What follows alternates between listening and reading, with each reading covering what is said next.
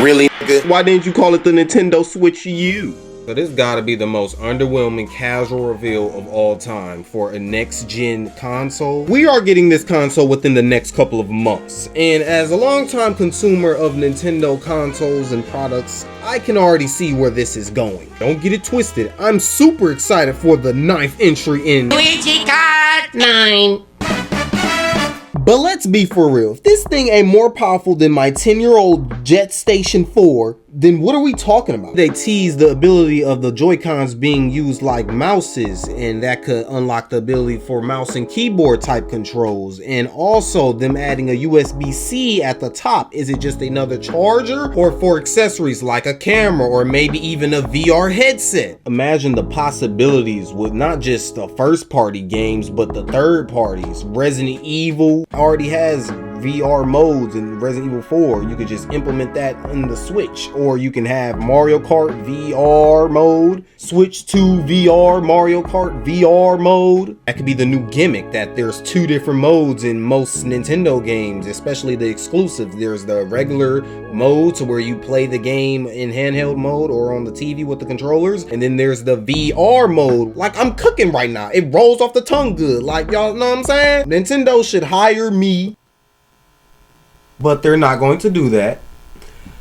They're not going to do any of that. Anything that I just said. It's more likely for them to come out with a Nintendo Labo sequel before Nintendo does anything with VR on the Switch. So my whole thing is, what is the next gen feature or technology that this Switch is going to have? Because it's not going to be the power of it, because yeah, obviously it's going to be a more powerful Nintendo Switch, but if they're just going to make a more powerful Nintendo Switch, why didn't they just come out with a Nintendo Switch Pro? If you can't play Call of Duty Warzone on this thing, like, come on, man. We're in 2025. The first Switch wasn't even more powerful than the PS3. So if the next Switch 2 isn't even more powerful than the base PS4 and Xbox One consoles, then how is this even a next gen console? Just call it a Switch Pro at that point, because nothing about it is next gen. Nothing about it is new, because it's already basically the same thing as the Switch, but bigger and better. Nintendo is going into the direction of making a glorified Switch Pro. Developers can barely get Black Myth Wukong to function on the Xbox. So how the hell do you think they're going to be able to make it function on the Nintendo tablet? What I find funny is the tablet or iPhone that you're probably watching this video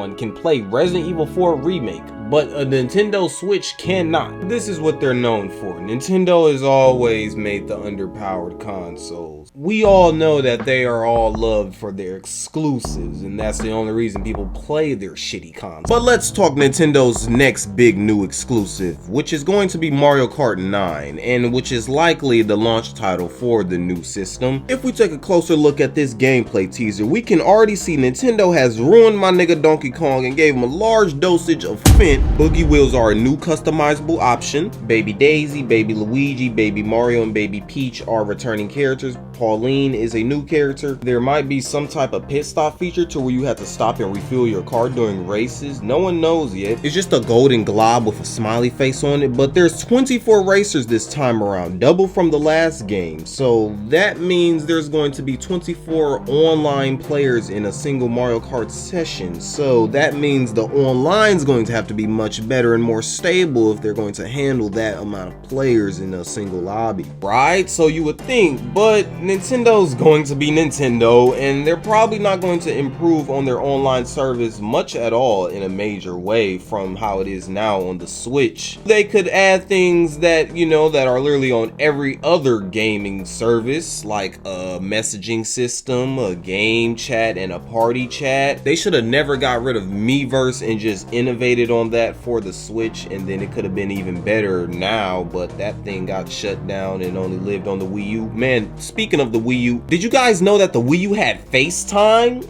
I mean, it was an app and you couldn't play games while talking to your friends, but you know what I'm saying? You could FaceTime your friend on your Wii U gamepad and then call them and be like, hey man, get on Super Smash Bros. Let's run up a fight real quick. You cannot do any of that on Nintendo Online. They need to add dedicated servers for all the big games coming out. Nintendo's online service for their consoles has always been trash, ever since the Wii. So now you have to pay for that online service on the Switch too, and it's still just as bad as it was on the Wii. I don't see why you cannot communicate with your friends on your Nintendo Switch at all in any way. No messaging system, nothing. And don't give me that bull crap. Oh, Nintendo's a child system. We can't possibly have people calling each other racial slurs in Splatoon 4. Another thing I see no one talking about, but I feel like it can be a huge factor to making the Switch 2 a true successor, is making the dock better. Like, why is it just another piece of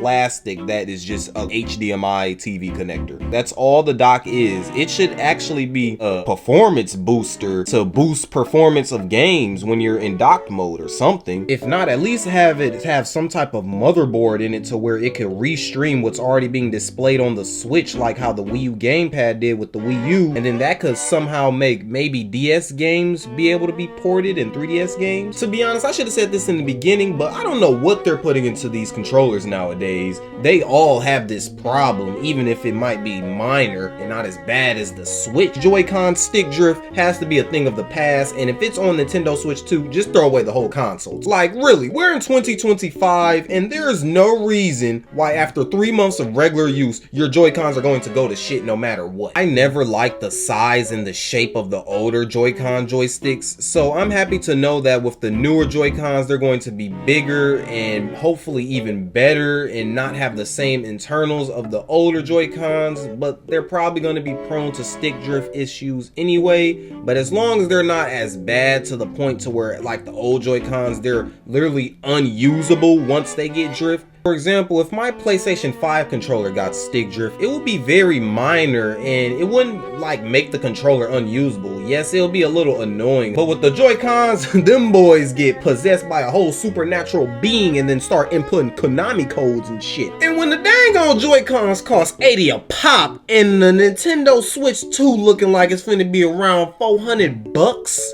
this thing shouldn't be made out of cheap materials that degrade within a year. Unless we get some new leaks, we won't know anything about the insides of this Switch 2 and its specs until Nintendo announces all that in April, which I will be reacting to the Nintendo Direct on April 2nd. They're also hosting Switch 2 hands-on events at these locations that you see on screen now, and they also confirm backwards compatibility with the Switch 1, which is also nice, and there is a rumored microphone built in on the Switch, so that could be a sign that we're getting party chats, maybe? But if you're a big fan of Nintendo like me and are super excited for the Switch 2, Swiss cheese that like button like I just did this guy in COD, and don't forget to subscribe and hit that notification bell to not just miss out on my live reaction on the upcoming Nintendo Switch Direct, but other great content. That was my thoughts so far on the Switch 2, and hopefully I switch to